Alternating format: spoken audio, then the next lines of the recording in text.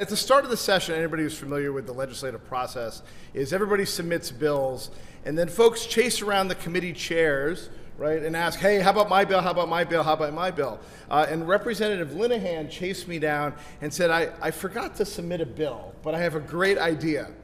And that's like, okay, I've kind of heard this before. And she goes, and makes the pitch. And there's somebody that I want you to meet. And we met.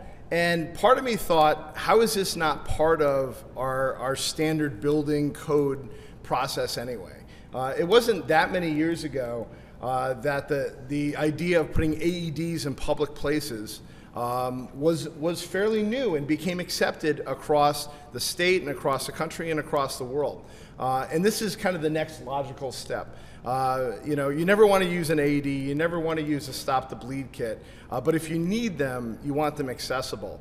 You know, 18 years ago, I joined the volunteer fire department and took what was then called an MRT course, which is kind of your basic level first responder course, and it would go over basic life support stuff. And then they would say, you know, here's a tourniquet, but that's something they use in the military, right? And so over the course of like 18 years, that went from being something that is out there and in kind of field situations to being something that is a basic skill that first responders of all stripe need to know.